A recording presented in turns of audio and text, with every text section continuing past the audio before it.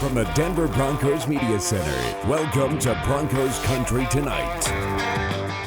Welcome to Broncos Country Tonight. The Broncos have some big decisions coming up with free agency just on the other side of this week, including on the defensive line and their pass rush. Now, one of the things that I thought Nick Kosmider did a great job in The Athletic pointing out is how the Broncos through the first half of the season were just one of the most dominant defenses in the league when it came to sack rate, the percentages. But the last half of the league, they really significantly fell off when it came to their pressure rates, their sack rates. And there are a multitude of reasons why that probably happened, and I know injuries were a big part of it. But when you're George Paton and you're Sean Payton and you're taking a look at this, how are you viewing the way the Broncos finished last season when it comes to their pass rush and the way that you're going to try to correct it or approach it? I think you're just chalking it up to injury because you look at it and it really was mostly injury. I mean, you traded away Chubb and, obviously Randy Gregory got hurt, Draymond got hurt, Barron was hurt for part of it, J-Mark got hurt. It's just injuries. I think if you look at it this year, look at what Vance Joseph is going to run, and can these guys execute? What is needed to be able to execute. And you remember, a lot of people kind of forget, but they kind of had to change up the front seven a little bit when Vic got there from what Vance had run. That's correct. It's a little bit different in what they run. Adam Gotsis and Purcell and all that kind of stuff. And I think that if you're the Denver Broncos, you're looking and saying, okay, who do we have right now what are we running? What are we asking these guys to do? And can these guys do it at, the maximum effective rate that we need to make it successful? And, I think that's part of the reason they're moving on from Draymond. We talk about a guy that runs around blocks a lot. Is always pass rushing, never really staying in that gap against the run. You know what I mean?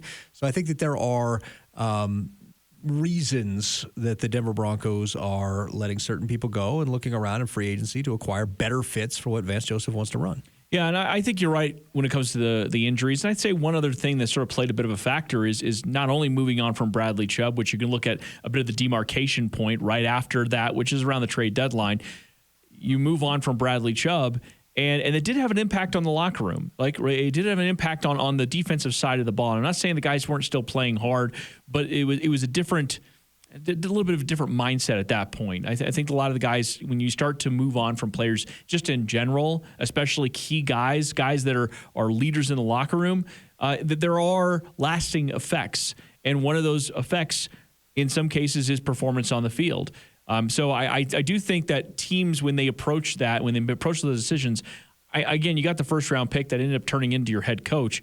But I do think that sometimes you have to factor that in when you hit the trade deadline and say, okay, is this worth it, knowing that maybe we might see a drop-off in production? Well, yeah, and it's twofold. One, you lose a leader in the locker room. Bradley Chubb was absolutely a leader on the defensive side of the ball in the locker room, and so you lose that. Two, when you're a seller at the trade deadline, you indicate to your players you don't believe in them. Right. We don't believe you can get the job done, so we're sellers at this deadline. We're gonna, at the end of the year, we're gonna come back, regroup, and the core guys, we're gonna build back around and build this thing back up. And that attitude can be pervasive in a locker room. It's up to a good coach to keep that out. And so that's kind of the thing is, I think anytime you're in a situation where you're selling at the deadline, you suddenly kind of your locker room kind of like, oh man, they don't believe in us. So it's a tough deal. So I do wonder, as you sort of mentioned with Draymond, how that might impact things if we're framing it that way, about Draymond's impact in the locker room. We know he's very close with DJ Jones, who is going to be here on the defensive line. And so maybe does that factor in at all in the way that you're viewing this? He's a talented player. That he can be a high-impact player, and I think he's also an ascending player. But again, it's also the impact of what he is with the rest of that defensive line group, which I will tell you, I spent a lot of time around those guys in the locker room. They're very tight. Yeah, they are. I don't, with as far as Draymond coming back, I don't think that's realistic. Just based on what I know about the market and what he's going to get, I think he's probably going to be gone. I think it's time we prepared for that. As far as what you're losing, I think he's a good player. I do think he's a good player. He's above average player in the league. I don't know that he's a great player, all pro, perennial all-pro type. We don't know, right? I don't know. I haven't seen anything to indicate that, but I haven't seen anything to say that he can't eventually get there. He's a very athletic guy. He's always fun. He's always fun to interview. Yeah, and he fits well with that group. But at the end of the day, I think it's about the fit and what they can produce in this defense. And I think you can get a Zach Allen for half the cost and get 80% of the production. And I think you have to kind of look at that. Right. So, again, I just look at this in terms of George Payton, Sean Payton, when they're sitting down and they're looking at the drop-off in performance. Maybe they do chalk it up a little bit to the injuries. Included in that, by the way, is Randy Gregory, who you are absolutely going to have here. The expectation and hope is that he can give you much more production than he was able to last year, because he was part of the Broncos being one of the top 5 defenses in the NFL when it came to their pressure rates, because Randy Gregory was by himself in that conversation just alone. So if you're approaching this year, how can you hedge that a little bit? Do you just sort of expect some of the guys you have currently on your roster, like Nick Bonito, who is in his rookie year, to take a big step forward? Or do you need to add there with the anticipation that, hey, we had best laid plans and it just did not work out? Well, I think it's both. I think you need to always be adding, but at the same time, I do think you're expecting guys to take a step forward, especially when they got those kinds of reps when other guys were out. You expect Baron Browning to take a leap forward in year 2, Randy Gregory to try to stay healthy, Nick Bonito to get the year 2 bump. Cooper, I thought, made strides in year 2. If he could make a few more in year 3, he could be a serviceable player.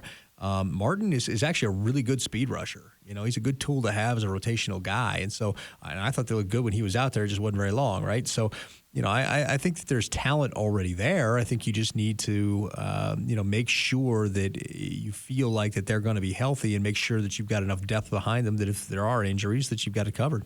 Right. And then, of course, we're talking a lot about the pass rush, which also, by the way, works kind of hand in hand with the back end, right? And certainly what you're thinking about in terms of those guys being able to hold up in the back end also impacts that. So with Vance Joseph's defense, how does that sort of come into view, knowing that some of these guys are going to be on an island at times? Well, it's a bigger stressor on the back end because they are going to be on an island sometimes. And that's the thing, especially that extra safety. Like, that safety is going to be man on man with somebody, and that's it's going to be a stressor. The good news, if you're the back end, is that the pass rush should get there quicker because you're sending more. So there is a give and a take. Previously under Vic and Navarro, you kind of had the back end will hold up until we get the pressure there. Now it's got to be kind of the opposite philosophy. The pressure's got to get there, then the back end's just got to hold up till the pressure gets there. So. It's a little bit different mindset and philosophy, but I think we have the right secondary to be able to pull it off. Well, that's the thing. So then the question becomes, I agree with you with the right secondary, then that means Damari Mathis needs to continue on his trajectory. Oh, yeah. And now maybe, as we were talking about Draymond, now this puts a bigger emphasis on trying to retain Ronald Darby, who was playing really well for this team until he got hurt. He was an underrated signing for the Broncos. I know I say that acknowledging that he was the highest paid free agent that they brought in, but even a couple of years later, you were just like, man, this guy plays pretty well. He's really good. And if you're gonna put these guys out on an island, we already know what Pat Surtain's capable of. You can't really have many holes in the secondary if you're going to be bringing that extra work. Right, and that's the thing. Darby, I think did a really good job of just playing the corner position. He's not going to be a guy that ever goes out there and racks up the interception totals. We kind of make jokes about his hands. He was out there catching stuff off the Doug's machine in training camp. Yep. If he can, and the knock on him has been health. If he can stay healthy, he's a really good player. Quarterbacks throwing against him have really low passer rating because he deflects balls and he's disruptive and covers well.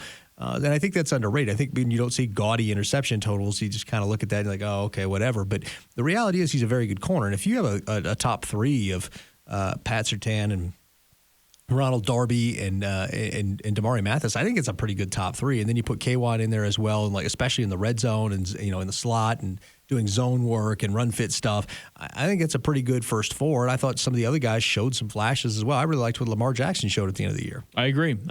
It certainly can be more of an exciting group. All right, last couple things here for you. I just wanted to sort of talk about, and we touched on it there, guys with injury history, right? We talk about guys of history of not being able to play full seasons. Well, that's one of the reasons oftentimes why they're out there as free agents and available.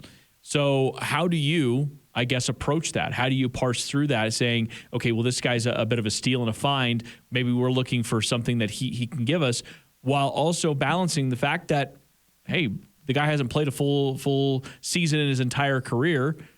Okay, should we expect that going forward, and especially when you're offering a big contract? Yeah, I think you have to build yourself in protections if it's somebody with a history of it. We have seen people start off with the injured label and get better. Fred Taylor was one. But I think you got to build yourself some protections in there, and you got to understand that if this is a person that's had issues and has a recurring injury, they're probably susceptible to that. I think it's behooves you to get your medical staff in there, take a look at the person and see what they think in terms of, how much productivity can we get out of this. Is going to be a Bryce Callahan where we're getting half a season and he's just going to be hurt.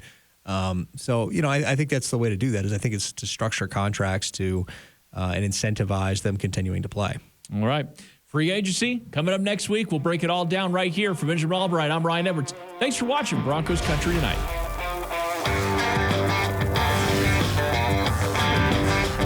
Denver's going to win it! You can stand up and salute in Denver, and you got the world champions that live in your town.